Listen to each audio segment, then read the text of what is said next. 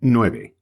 Y así, recomenzando las ecuaciones, análisis y ensayos que fueron casi su única vida durante 3 años, los 3 asociados hicieron un hombre. Elemento por elemento, miligramo por miligramo, todo había sido prolijamente dosificado, probado y ejecutado. De modo que en la madrugada del 11 de junio de 1909, cuando Donisov dio su golpe final de émbolo en las venas del prodigioso engendro, el pecho de los asociados se abrió en un profundo suspiro, como un gran efluvio de esperanza que esta vez no se frustraría. Y no se frustró. La misma decoración que 10 meses atrás había encuadrado la vivificación de la rata presidía ahora la del maravilloso ser creado. El laboratorio en silencio y a media luz, la mesa central, mas ahora con gruesas mantas, vivamente iluminada por las 8 lámparas de pantalla verde, el vaho asfixiante de la vez anterior, los 3 asociados rodeando el cuerpo en igual tensión de espíritu. Donisov, con el oído sobre el corazón del hombre, parecía una estatua. Sibel tenía los ojos clavados en el termómetro, introducido en la boca de aquel. Ortiz oprimía entre sus manos los pies del hombre, observando la temperatura. Durante 2 eternos minutos ninguno se movió. Al fin, Donisov se incorporó, apartando de la frente su cabello rubio. «Ya está», dijo sencillamente. «Retire el termómetro. Sibel, no hace falta. Lo mismo, Ortiz. Corte la corriente. 25 grados es suficiente». Tal increíble perfección habían puesto en los más insignificantes detalles de su obra. Tal mutua fe tenían en el ingenio inventivo de Donisov, escudriñador de Sibel y aplicador de Ortiz, que los 3 asociados no sintieron, ni remotamente, el loco entusiasmo de la otra vez, cuando vivió la rata. El alma les vibraba de gloria, sin duda, pero demasiado alta esa gloria para que se manifestara en turbulencia física. Sentáronse en la mesa próxima, las piernas colgantes, mirando en silencio su obra. El ser que yacía de espaldas frente a ellos era un hombre de mediana estatura, de maravillosa proporción. Representaba 25 años. Las facciones tenían una serenidad sorprendente. Los ojos estaban cerrados y el pecho subía y bajaba rítmicamente. Esto era lo que habían hecho Donisov, Sibel y Ortiz, pasando de aquella rata, que se había devorado a sí misma las 2 horas de existencia, a ese maravilloso ser que yacía desnudo, respirando armoniosamente. Además tenía nombre. Como desde los primeros momentos en que se pusieron a la obra, habían sentido la necesidad de llamar de algún modo a su hombre en formación, Ortiz había propuesto llamarle Biógeno, esto es, engendro vida. En verdad, quienes la engendraron fueron ellos, pero el nombre les había gustado. Después de un largo rato de muda contemplación de su obra, que condensaba 1.000.000 de torturas cerebrales, Sibel levantó la voz en aquel silencio. «Ya hemos concluido nosotros, Donisov. Ahora le toca a usted. Si lo despertamos, abrirá los ojos y mirará, y si lo bajamos, quedará de pie donde lo dejemos, porque no se le ocurrirá caminar. Y si lo hacemos caminar, chocará con todo, porque no tiene noción de los obstáculos». «Usted no pretenderá que veamos eso, ¿no? En ese caso más valdría que nos hubiéramos pegado un tiro nosotros». Donisov, la vista fija en la mesa, parecía no haber oído. Su expresión tenía aquel sello de implacable voluntad de las ocasiones decisivas. «No», respondió al fin. «No hemos hecho eso para deshonra nuestra. ¿Se acuerdan ustedes de la promesa que me hicieron cuando decidimos los trabajos? Sibel, Ortiz, necesito que me den plenos poderes para animar eso». «Entendido, Donisov. No necesitaba decírnoslo». «Sí, necesitaba. ¿Por qué?» «¿Por qué, Donisov?» El rostro de éste se contrajo, y un rayo acerado cruzó por su mirada de arcángel. «Un momento, nada más que un momento». Y salió, atravesando el laboratorio. 10. Un rato después, Donisov entraba, acompañado de un hombre pobremente vestido, muy flaco y de semblante amarillento. Usaba anteojos oscuros.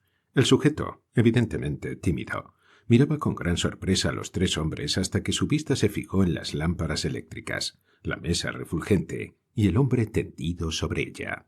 Entonces su rostro se demudó. «Ya le dije», se dirigió Donisov a él, «que se trata de una operación. Ese hombre está cloroformizado. Necesitamos su ayuda para... Permítame un segundo».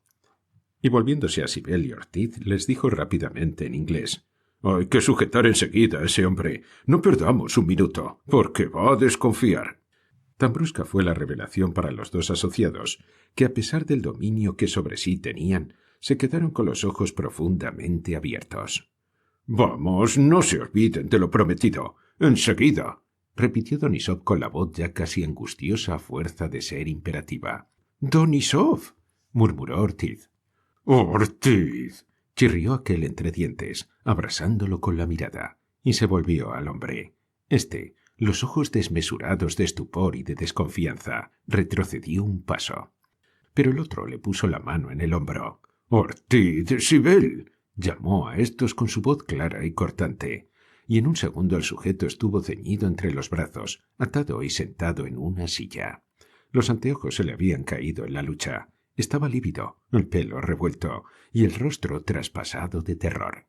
Los tres asociados, jadeantes, no se tomaron la molestia de alejarse para hablar.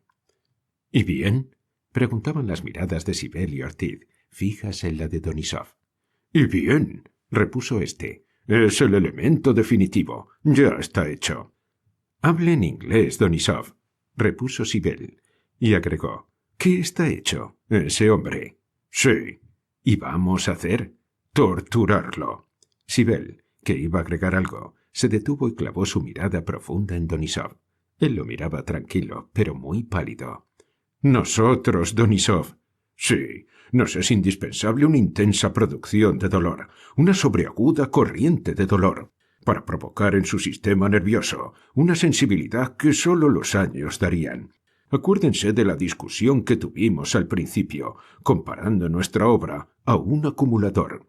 Ha sido fabricado como acumulador, pero ahora será una bobina, un carrete. La corriente obrará por influencia». Esto exige alguna explicación, que fue la proporcionada por Ortiz varios días después, en la instrucción del proceso. Si se enrolla un alambre aislado en un cilindro de hierro y se hace pasar por el alambre una corriente eléctrica, el hierro se imanta. Si ese cilindro así dispuesto se introduce en el hueco de un carretel, sobre el cual se ha enrollado también otro alambre perfectamente aislado, sin comunicación alguna con el cilindro, la corriente eléctrica del cilindro pasa por influencia a la del carretel, pero centuplicada en energía. Esto es lo que se llama carrete o bobina de Runcorf. A este fenómeno de corriente o sensibilidad, centuplicada sin contacto, es al que alude Donisov. Esta explicación, necesaria para el juez de instrucción, no lo fue para Sibel y Ortiz.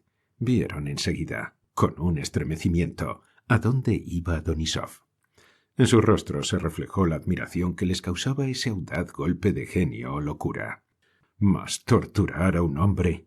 Horrible era, sin duda, pero para aquellos tres hombres que habían sacrificado a su ideal, uno su cariño de hijo, otro su amor, otro su fortuna, el tormento aplicado a un pobre ser inocente no podía ser obstáculo al triunfo de su ideal científico.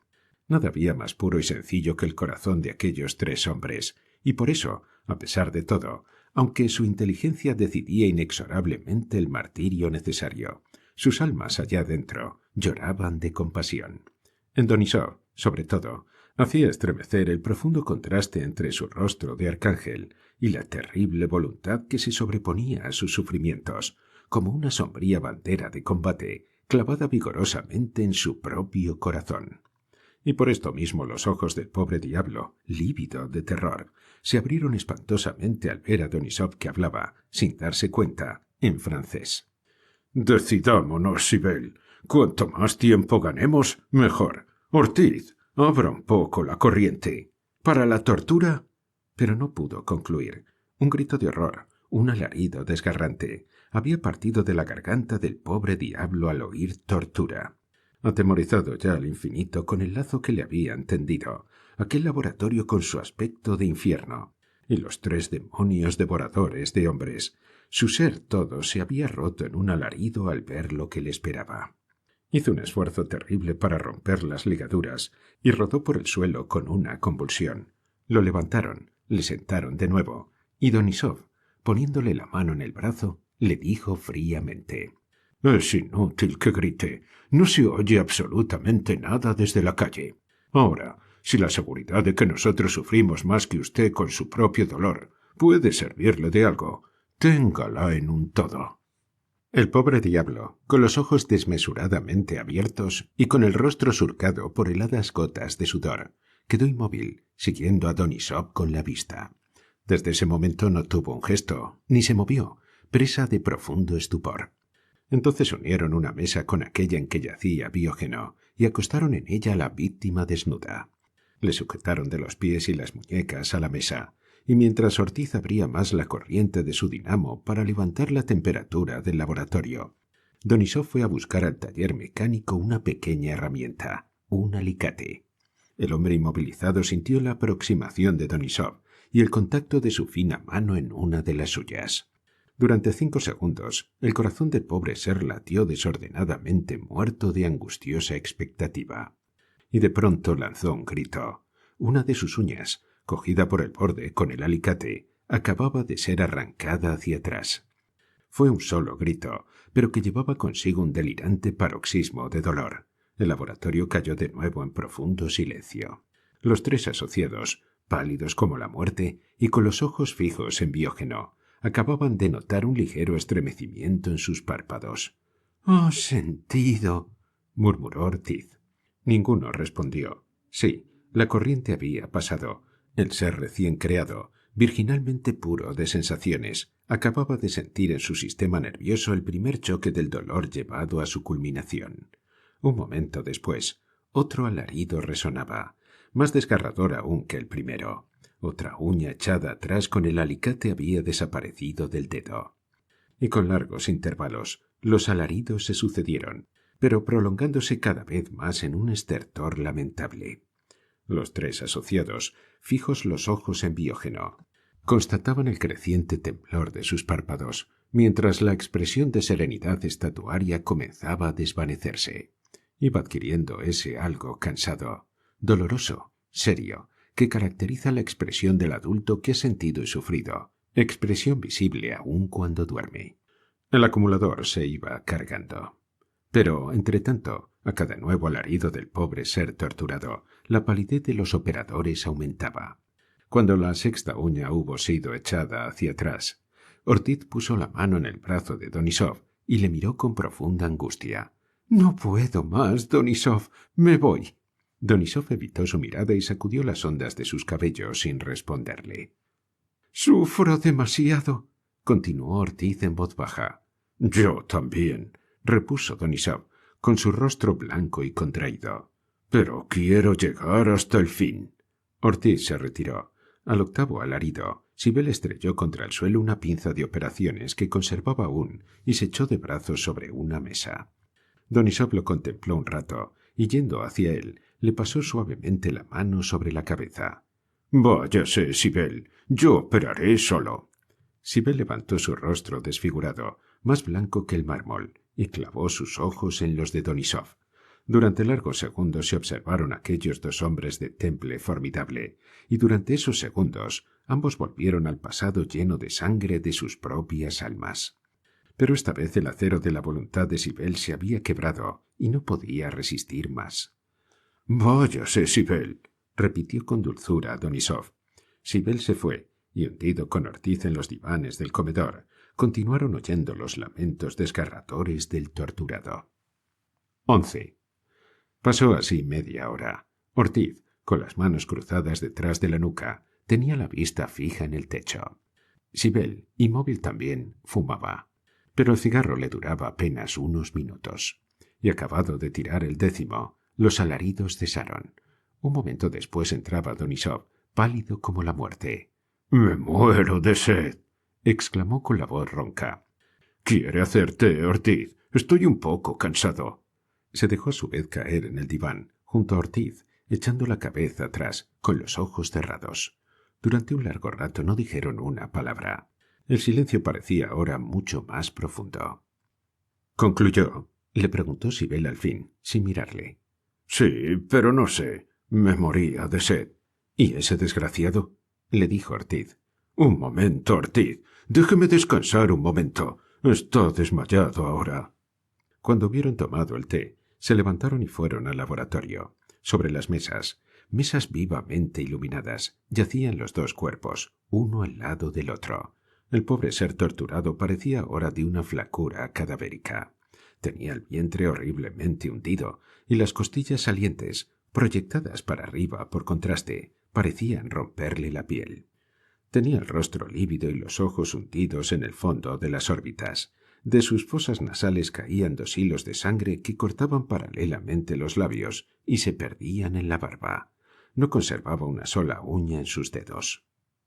Los 3 asociados, después de pulsarlo y auscultarlo, se inclinaron sobre Biógeno. El temblor de los párpados había cesado, pero su expresión era otra, la expresión de un hombre que ha vivido, amado, sufrido. Sí, aquella boca cerrada había gritado, aquellos ojos habían visto, aquella frente, ya no tersa, había pensado.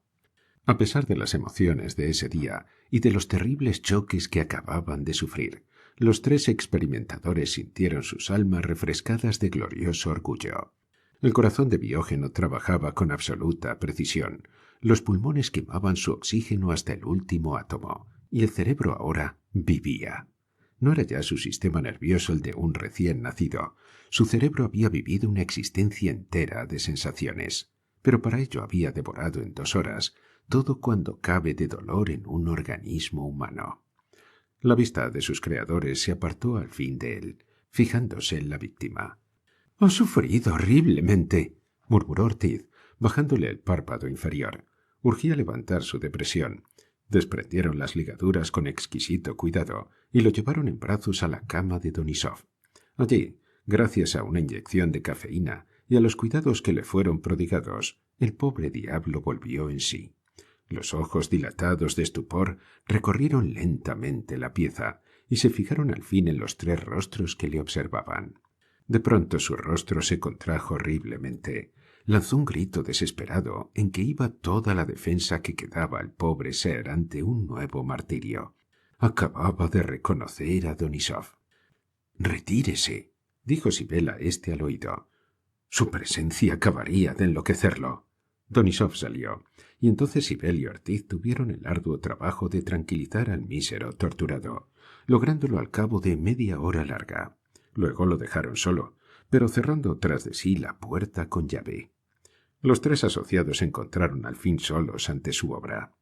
«Era tiempo de que concluyéramos», exclamó Ortiz, pasándose la mano por la frente. «Tengo la sensación de que hemos vivido 1000 años en este día». «Sí, hemos concluido». «¿Por qué no? Fíjese en esa expresión. Ese hombre tiene ya 40 años de vida cerebral». «¿Duda, Sibel?» Se volvió a él Donisov, mientras recogía de la mesa próxima su jeringuilla Pravats. «No sé», contestó Sibel sacudiendo la cabeza. «Temo mucho, al menos, pero temo otra cosa». «¿Qué?» «No sé bien. Inyecte, Donisov». Donisov inyectó su suero excitante en el vientre de Biógeno, y un momento después éste abría los ojos. Fácil es darse cuenta de la profunda ansiedad con que los 3 experimentadores observaron aquella primera manifestación de vida real. La mirada de Biógeno, clara, límpida, pero desprovista en un todo de expresión, se fijó directamente en el techo. Pasó un minuto así, en profundo silencio. Donisov, Sibel y Ortiz observaban aquella mirada, y la mirada aquella fija en el techo, sin pestañear. Al fin se oyó un murmullo. «No sé», había susurrado Ortiz. Instantáneamente, la cabeza de Biógeno se volvió hacia donde había sonado la voz, y sus ojos, con expresión de profunda inquietud, miraron a los 3 hombres. Los 3 sintieron al examinar esos ojos un hondo estremecimiento. «Donisov, esa mirada», murmuró Ortiz. «Sí», repuso Donisov pálido. «Yo también la conozco». «Eso es lo que...» iba a agregar Sibel, pero las palabras se cortaron en su boca. Biógeno, con expresión de agudo sufrimiento, acababa de recoger las manos tocándose las uñas. «Eso es lo que temía», reanudó Sibel con el ceño contraído. «Ha absorbido todas las torturas del otro. Hemos hecho un monstruo de dolor, Donisov». «No», repuso éste, con su pálido rostro de arcángel. «El dolor está aún a flor de nervio. Se reabsorberá enseguida». Entonces se oyó una voz que no era de ninguno de los tres experimentadores. ¡Ay, las uñas! El primer movimiento de Donisov, Sibel y Ortiz fue volverse vivamente hacia la puerta del cuarto en que yacía el pobre torturado. Habían oído su voz. Era su voz. Y sin embargo había salido de encima de la mesa. Era él quien hablaba. Los tres hombres se estremecieron violentamente. Esa sencilla frase demostraba ya sensación, percepción, todo cuanto hace del adulto un ser superior. Pero la mirada era del otro, la voz era del otro. «Hemos hecho un horror, Donisov», clamó de nuevo Sibel, pasándose la mano por su frente angustiada. «Ese hombre no tiene vida propia, es un maniquí. Le hemos transmitido el alma del otro». Donisov se irguió, y mientras su mirada tornaba a cerrarse, como en todos los casos en que irrumpía de su alma una explosión de voluntad o de genio, puso la mano en el hombro de Sibel. «Sibel, jamás le he asegurado yo de antemano una cosa de la cual no estuviera completamente seguro. Ese ser tiene vida propia, o la tendrá. La influencia del alma del otro persiste aún, y sería imposible que así no fuera. Pero se disipará en cuanto vuelva a despertarse. Y entonces... ¿Entonces qué, Donisov? Entonces, prosiguió Donisov con un poco de lentitud y mirando a otra parte. Entonces es posible que sufra mucho aún. Cuando usted temía esta especie de avatar momentáneo, yo temía... Pero no pudo concluir. Diógeno, que después de aquella frase de sufrimiento había caído en un profundo sopor, acababa de abrir los ojos y lanzar un grito delirante. «Eso es lo que temía», exclamó Donisov, lívido. «Ya empieza». Sonó un nuevo grito, y Diógeno se incorporó violentamente. Los tres asociados se lanzaron sobre él, y apenas el ser sintió en el cuerpo el contacto de las manos de sus creadores, prorrumpió en alaridos de espantoso dolor. Ortiz levantó la cabeza y miró fijamente a Donisov. «¿Y para comer, Donisov?» Se hizo un mortal silencio. Evidentemente el sentido del gusto debía tener la misma espantosa irritabilidad de la vista, del oído, del tacto. «Eso es», dijo Sibel. «No podrá comer. Preferirá la muerte antes que los terribles dolores que le ocasionaría un simple trago de agua. Donisov», exclamó después de un rato de silencio, levantándose. «Donisov», repitió mirándolo fijamente. «Matemos eso». Ortiz, que a horcajadas en la silla tenía la cabeza apoyada sobre los brazos cruzados en el respaldo, levantó lentamente su rostro pálido. No se oía sino la respiración de Diógeno. «Hemos hecho un monstruo, Donisov», repitió Sibel con la voz ronca. «Matemos eso. Es más misericordioso». Donisov, que hasta ese momento no había hecho un solo gesto, se levantó, fue a la cama, pulsó aquellas arterias, auscultó aquellos pulmones, y se volvió al fin con los ojos húmedos. «Compañeros, ustedes saben con cuánto cariño y energía hemos trabajado juntos 4 años. 4 años trabajando juntos. Les pido un día, nada más que un día de tiempo. Si mañana a esta hora su sistema nervioso no está aplacado, destruiremos nuestra obra. Pero un día, por favor, Sibel». Y sentándose al pie de la cama, dejó caer la cabeza en el respaldo. Ahora bien, para Sibel y Ortiz, que conocían hasta el fondo el temple de aquel alma, esa exclamación de un héroe de la voluntad era más temible que cualquier honda protesta de desaliento. Qué agudas y profundas debían haber sido las emociones de ese día para quebrantar como un diamante los nervios de aquel arcángel.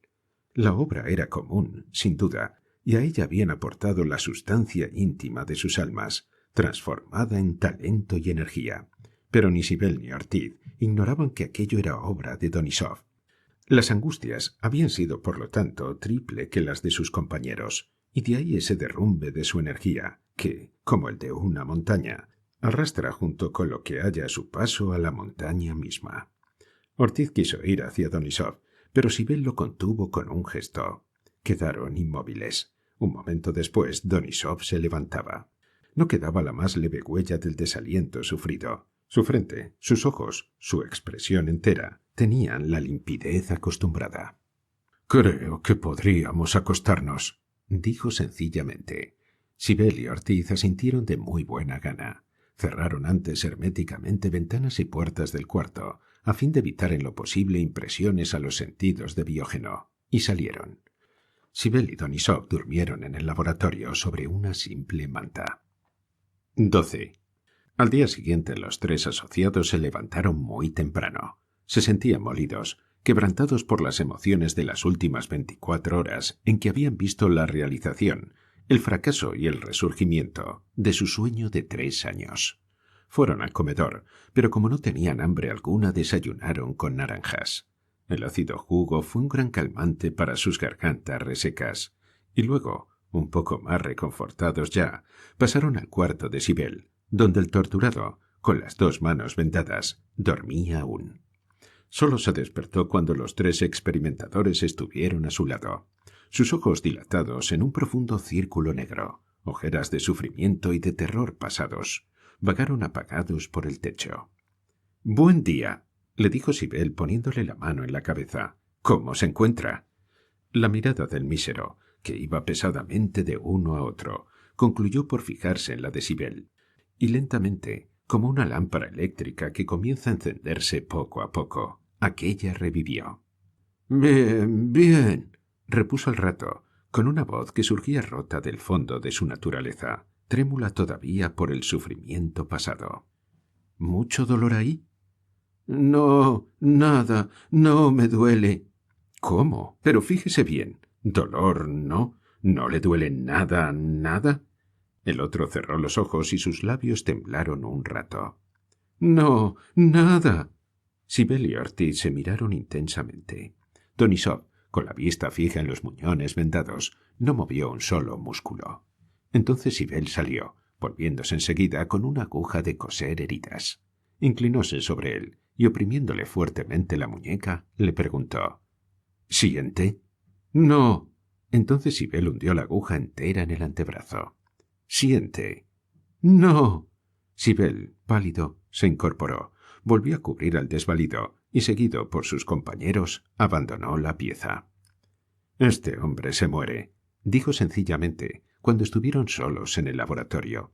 Donisov no respondió en los primeros momentos. «Sí», contestó, «lo hemos matado. Sus nervios están quebrados para siempre. Son incapaces ya de la menor reacción sensitiva. Mañana no verá más, pasado no oirá y luego no respirará». «Hemos descargado demasiado la pila», observó sordamente Ortiz. «Y el acumulador, en cambio, se ha sobrecargado», apoyó Sibel, quedando un momento con la vista perdida. Cuando la alzó, ya no estaba allí Donisov. «¿Y Doni?»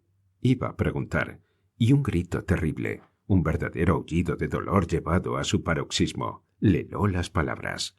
Lanzáronse de un salto al cuarto de aquel, pero Donisov cerraba en ese instante la puerta por fuera. «¿Qué, Donisov? ¿Qué hay?» exclamó Ortiz. «Nada», repuso aquel. «Entré y estaba en medio del cuarto». «¿Y ese grito?» «En cuanto vio la luz, todavía». Otro grito de dolor, efectivamente, acababa de oírse. Era Diógeno, a cuyo vibrante sistema nervioso la menor sensación arrancaba gritos de agudo dolor. Un pequeño rayo de luz hacía el efecto de un deslumbrante fulgor en plena pupila.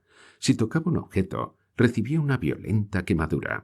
Y el gusto, el oído, el olfato, todos los órganos de la sensación, puestos en un grado de terrible excitabilidad por sus creadores, mantenían a aquel desgraciado en medio de la pieza, tembloroso, angustiado, empapado en frío sudor de tormento. Sí, había robado, absorbiendo hasta la última vibración, toda la potencia nerviosa que surge de una persona a la que se tortura. La absorción había sido completa, decisiva y fatal. Mientras el uno sentía demasiado, hasta aullar de dolor por la impresión de un leve rayo de luz, el otro, con los nervios vaciados y muertos, iba a perder la vida por no sentir nada. Los 3 hombres habían quedado inmóviles ante la puerta cerrada.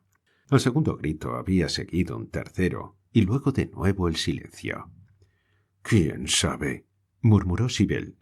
«Tal vez cuando pierda un poco de excitabilidad. Entremos de nuevo, Donisov». Pero apenas hubieron hecho girar la llave, un angustioso grito les probó que el ligero ruido de la llave había torturado el tímpano de aquel. Retrocedieron, con sus esperanzas hechas pedazos, mientras en el cuarto los gritos continuaban, esta vez de mucha más intensidad y duración que la primera vez. Así, durante 2 días enteros, los 3 asociados vinieron sintiendo sin la menor tregua el grito aquel que surgía del cuarto cerrado. Ya no era menester el chirriar de una puerta, la luz que entrara por ella, los ruidos apagados de la calle, las casi invisibles filtraciones de luz, el solo contacto de los pies en el suelo, eran para aquella naturaleza que había cobrado vida por medio de alaridos de dolor, un manantial inagotable de tormentos. No habían pretendido los experimentadores someterlo ni por un instante a la tortura de la alimentación. Aparte del dolor irresistible que le hubiera ocasionado un simple trago de agua, habría sido menester poner sus manos encima de él, violentarlo, exponiéndolo por consiguiente a que el sufrimiento paroxístico rompiera de una vez sus nervios, ya tirantes hasta lo indecible. El otro, entretanto, el mísero torturado, se iba extinguiendo en la vaciedad total de su organismo. Ya no veía, ni oía, ni sentía nada. Yacía tendido de espaldas, inmóvil, muerto en vida. El corazón latía cada vez más débilmente. Su respiración se apagaba, y aquel cuerpo joven, lleno de vida 2 días antes, era apenas un organismo vegetal, insensible máquina que se había vaciado hasta la última gota en explosivas cargas de dolor. Y en el cuarto de Denísov, los gritos de tortura continuaban, agudos, incesantes, hasta que, concluido el 3er día, cesaron de golpe. Los 3 asociados entraron y hallaron a Biógeno desmayado en el suelo.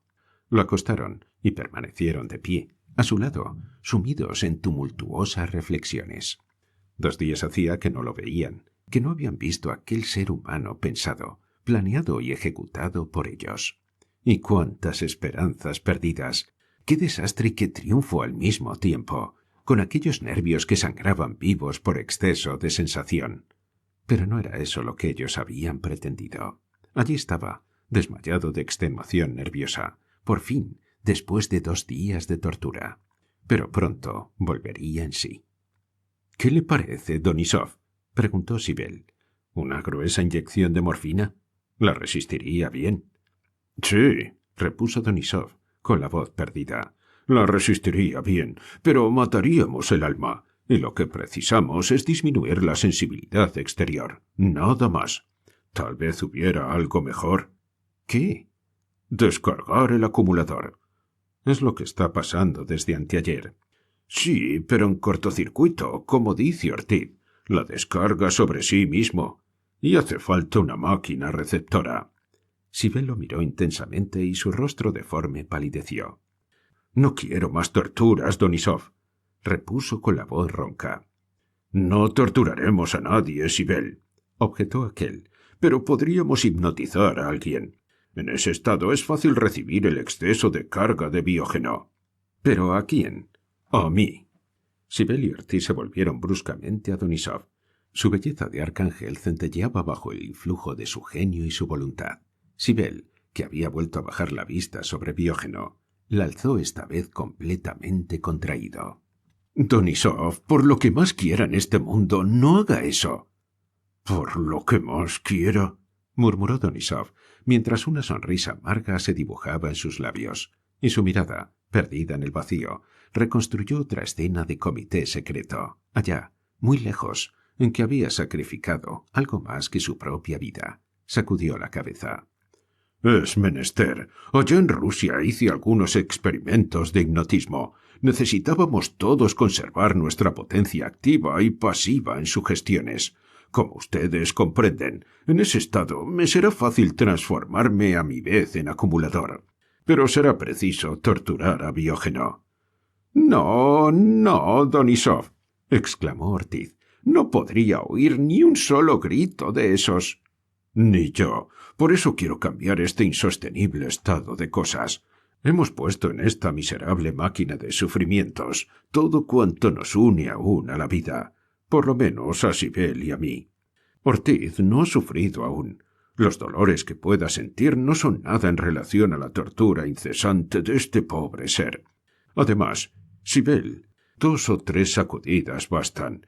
Mis nervios recogerán la corriente para devolverla apenas cese el estado hipnótico. Fíjese en esto. Y era evidente, el problema hallaba así prodigiosa y elemental solución. El pecho de Sibel y Ortiz se abrió a una nueva oleada de esperanza, que esta vez los llevaría al triunfo, ya demasiado lleno de dolores. Entonces, viva, febrilmente, dispúsose todo. Transportaron a Biógeno al laboratorio y le tendieron fuertemente ligado sobre la mesa donde naciera su miserable vida. A su lado se tendió Donisov, oprimiendo fuertemente la mano de Biógeno. La sala de tortura volvía a tener el mismo aspecto de la vez primera. El laboratorio oscuro en los rincones, las mesas de mármol vivamente iluminadas por las lámparas eléctricas con pantallas verdes, los experimentadores mudos y la atmósfera quieta del recinto que parecía esperar angustiada nuevos gritos de tortura. Sibel se inclinó sobre Donisov y fijó su mirada profunda en los ojos de aquel. Ortiz, inmóvil, pulsaba a Biógeno. No se sentía el menor ruido en el laboratorio. La voluntad de Sibel para que Donisov durmiera solo era igualada por la del propio Donisov para querer dormirse.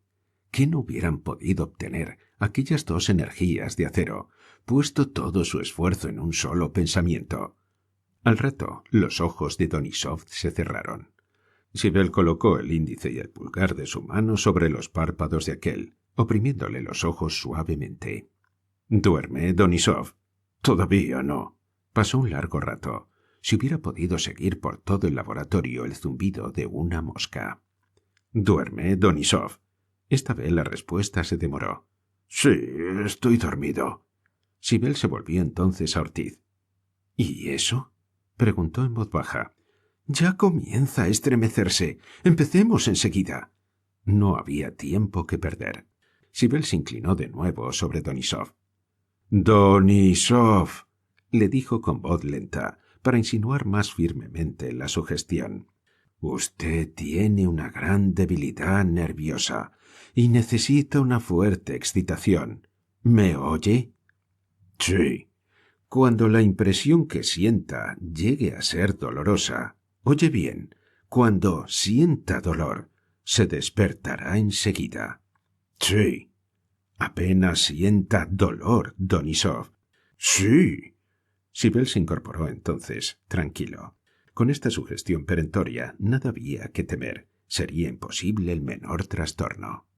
Lo que pasó entonces fue tan terrible que ni Sibel ni Ortiz han podido después reconsiderar el tiempo justo que tardó en efectuarse la terrible catástrofe. Sibel había concluido apenas de enderezarse, cuando Biógeno se agitó violentamente. Era menester a toda costa evitar que se despertara normalmente. —¡Rápido, Ortiz! —exclamó Sibel. —¡Tortúrelo! Ortiz se inclinó sobre el desgraciado con su instrumento de horror, y un segundo después, un alarido horrible, sobrehumano, como nunca lo habían oído, una verdadera expresión de dolor llevado a su paroxismo, resonó en el lúgubre laboratorio. Y tras él, otro grito, pero ronco, de corazón que estalla, enloqueció a los operadores. Donisov acababa de incorporarse violentamente, con los ojos fuera de las órbitas y la boca espantosamente abierta. —¡Donisov! —gritaron a un tiempo Ortiz y Sibel precipitándose sobre él.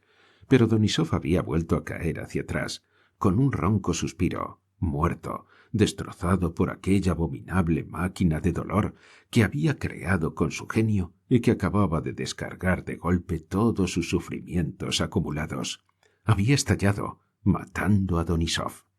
Ortiz y Sibel, mudos de horror, quedaron anonadados. Su compañero, el más grande y noble de todos los hombres, aquella criatura de genio y sacrificio, fulminado para siempre.